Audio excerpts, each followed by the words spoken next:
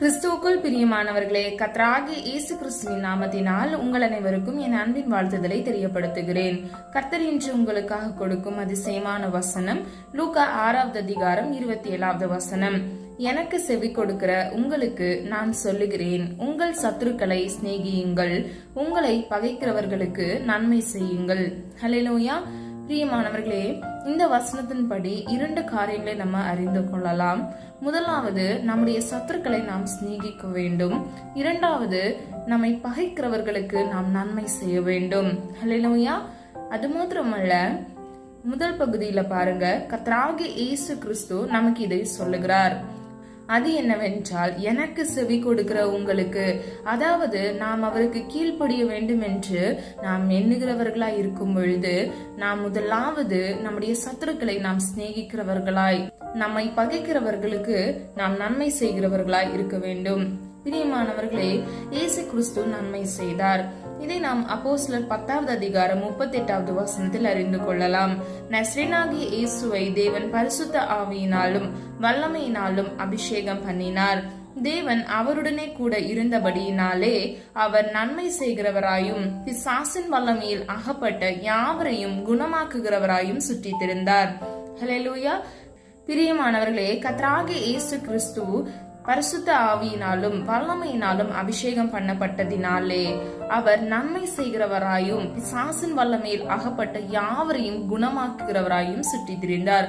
அப்போ இன்னைக்கு பிரியமானவர்களே, நம்ம பரிசுத்த ஆவியின் அபிஷேகத்தின் நிறைவை பெற்றுக்கொண்ட நாம் ஒவ்வொருவரும் நன்மை செய்கிறவர்களாய் இருக்க வேண்டும்.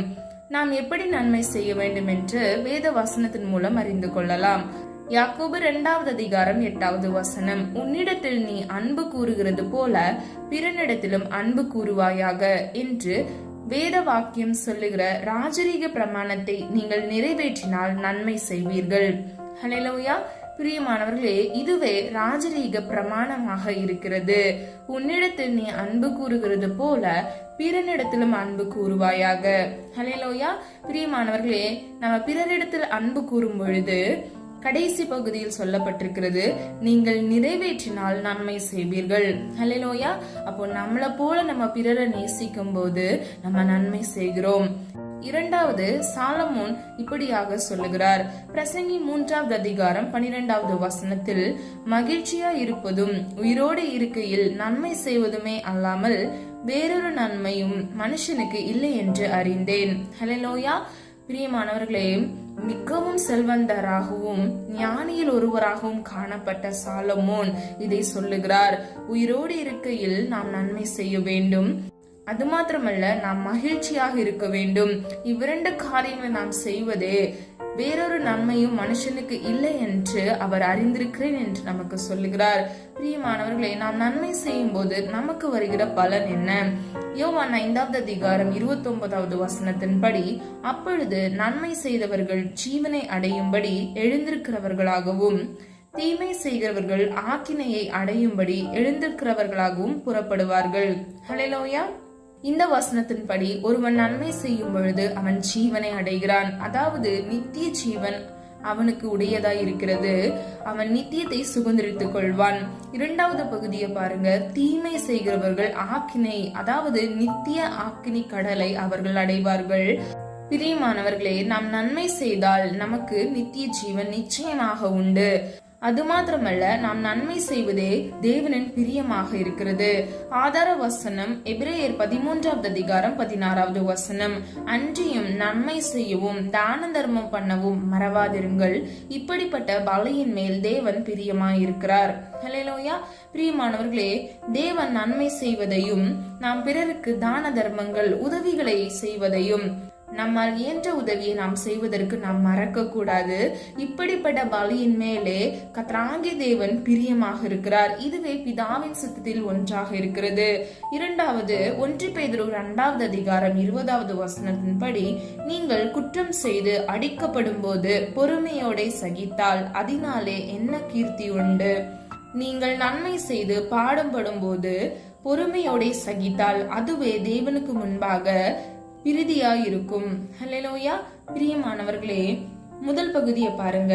நம்ம குற்றம் செய்து நம்ம காயப்படும் பொழுது நம்ம பொறுமையோடு இருந்தோம் அப்படின்னா அதனால என்ன புகழ்ச்சி கீர்த்தி நமக்கு கிடைக்கும்னு சொல்றாங்க. இரண்டாவது பகுதியில பாருங்க, இதுவே நம்ம நன்மை செய்து நம்ம அது நிமித்தமாக நமக்கு வருகிற பாடுகளை நம்ம பொறுமையோட சகிக்கும் பொழுது அதுவே தேவனுக்கு முன்பாக பிரீதியா இருக்கும் என்றால் உகந்ததா இருக்கும் அல்லது மகிழ்ச்சியாக இருக்கும் என்று சொல்லலாம். அப்போ பிரியமானவர்களே, நாம் நன்மை செய்யும் பொழுது நமக்கு ஒரு சில பாடுகள் இந்த உலகத்தில் வருகிறது. ஆனால் அதுவே தேவனுக்கு முன்பாக உகந்ததாகவும் அவருக்கு மகிழ்ச்சியாகவும் இருக்கும். ஹல்லேலூயா. கடைசியாக பாருங்க, நன்மை செய்கிறவன் தேவனால் உண்டாயிருக்கிறான். ஆதார வசனம் 3 யோவான் 1:11 வசனம். பிரியமானவனே, நீ தீமையானதை பின்பற்றாமல் நன்மையானதை பின்பற்று. நன்மை செய்கிறவன் தேவனால் உண்டாயிருக்கிறான், தீமை செய்கிறவன் தேவனை காணவில்லை. ஹல்லேலூயா. பிரியமானவர்களே, நல்லா கவனிங்க. முதல் பகுதியில பாருங்க, நீ தீமையானதை பின்பற்றாமல் நன்மையானதை பின்பற்று. நன்மை செய்கிறவன் தேவனால் உண்டாயிருக்கிறான், அதுவே தீமை செய்கிறவனோ தேவனை காணவில்லை.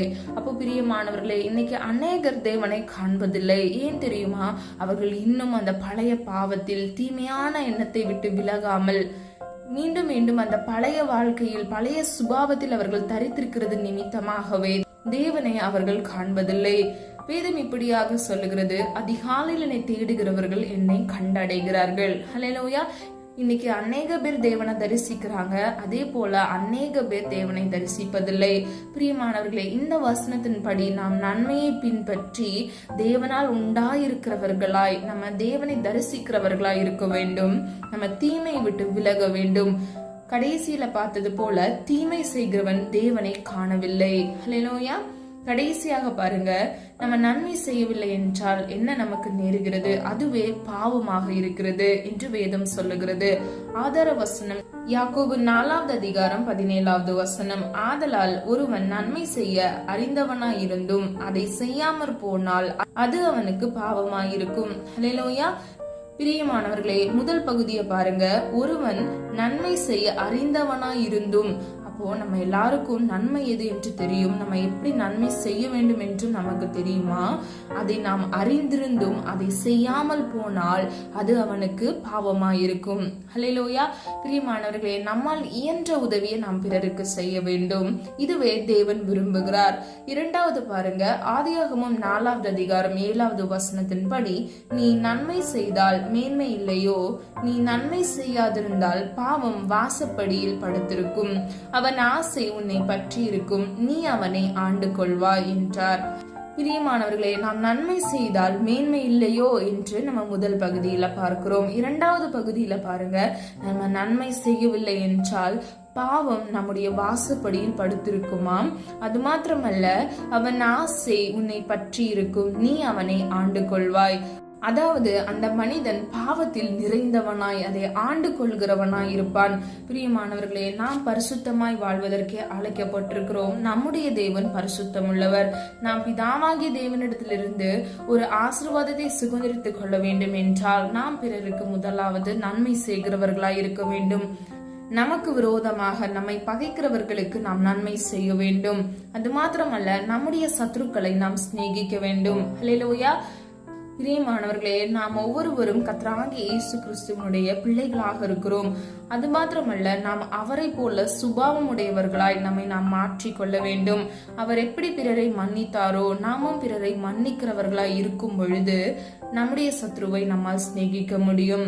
பிரியமானவர்களே, பிதாவின் சித்தம் நாம் செய்ய வேண்டும். நாம் நன்மை செய்யும் போது நாம் நித்திய ஜீவனை அடைந்து கொள்கிறோம். பிதாவின் சித்தம் நாம் செய்யும் பொழுது தேவனுக்கு நாம் பிரியமாய் இருக்கிறோம். ஹல்லேலூயா. பிரியமானவர்களே, நாம் நன்மை செய்யும் போது தேவனால் உண்டாயிருக்கிறவர்களாய் மாத்திரமல்ல, தேவனை தரிசிக்கிறவர்களாய் நாம் இருப்போம். ஹல்லேலூயா. சொல்லப்பட்ட ஒவ்வொரு காரியங்களை ஆராய்ந்து பாருங்க. உங்களால் இயன்ற உதவியை பிறருக்கு செய்யுங்க, நன்மை செய்யுங்க. இதுவே கர்த்தருக்கு சித்தமாக இருக்கிறது. நீங்கள் பிதாவின் சித்தத்தை நீங்கள் செய்யும் பொழுது பிதாவாகிய தேவன் பரத்திலிருந்து உங்களை ஆசீர்வதித்து உங்களுக்கு ஒத்தாசை அனுப்பி உங்களை பாதுகாத்து வழி நடத்துவார். ஜெபம். அன்பின் பிதாவே அப்பா, எங்களை உமது கரத்தில் ஒப்புக் கொடுக்கிறோம். அறிந்தும் அறியாமல் செய்த தவறுகளை மன்னிங்கப்பா. எங்களிடத்தில் அநேக குற்றங்கள் உண்டு, குறைகள் உண்டு ஆண்டவரே, தயவாய் மன்னிங்க அப்பா. இன்று நாங்கள் அப்பா கற்றுக்கொண்டது போல நன்மை செய்கிறவர்களை நாங்கள் இருக்க வேண்டும் அப்பா. அது மாத்திரமல்ல, ஒவ்வொரு பிள்ளைகளுடைய வாழ்க்கையில் ஆண்டவரே பிறருக்கு ஆசீர்வாதமாக வாழ அப்பா அவர்களை முதலாவது நீர் ஆசீர்வதிக்கும்படியாய் ஜெபிக்கிறேன் தகப்பனே. நன்மை செய்கிற ஒவ்வொரு பிள்ளைகளும் அப்பா ஜீவனை அடைய வேண்டும் தகப்பனே. மகிழ்ச்சியா இருப்பதும் உயிரோடு இருக்கையில் நன்மை செய்வதுமே அல்லாமல் வேறொரு நன்மையும் மனுஷனத்தில் இல்லை என்று சாலமோன் சொன்னது போல தகப்பனே அப்பா, வேறொரு நன்மை மனுஷனிடத்தில் இல்லை அப்பா. நாங்கள் நன்மை செய்கிறவர்களாய் மாற இயேசுவின் நாமத்தினால் எங்களுக்கு கிருபை செய்வீராக தகப்பனே. எங்களுக்கு விரோதமாக எழும்புகிற சத்துருக்களின் வல்லமைகளை இயேசுவின் நாமத்தினால் நிர்மூலமாக்குங்கப்பா. மனிதர்கள் மூலமாக சத்துருக்கள் எங்களிடத்தில் போராடும் பொழுது அவர்களை நேசிக்க எங்களுக்கு கிருபை தாங்க தகப்பனே. எங்களை பகைக்கிறவர்களுக்கு நாங்கள் நன்மை செய்ய எங்களுக்கு கிருபை தாங்க தகப்பனே அப்பா. எங்களுக்கு விரோதமாக எழும்பின ஒவ்வொரு பிள்ளைகளையும் நாங்கள் மன்னிக்க இயேசுவின் நாமத்தினால் கிருபை செய்வீராக. உன்னிடத்தில் நீ அன்பு கூறுகிறது போல பிறனிடத்திலும் அன்பு கூறுவாயாக என்ற ராஜரீக பிரமாணத்தை நாங்கள் நிறைவேற்றி அப்ப நன்மை செய்கிறவர்களாய் மாற இயேசுவின் நாமத்தில் எங்களுக்கு கிருபை செய்யுங்க. தேவையோடு இந்த காணொலியை பார்த்து கொண்டிருக்கிற ஒவ்வொரு பிள்ளைகளின் தேவைகளை சந்திங்க தகப்பனே அப்பா. ஒத்தாசை வரும் பர்வதத்துக்கு நேராக எங்கள் கண்களை ஏறெடுத்து செபிக்கிறோம் அப்பா.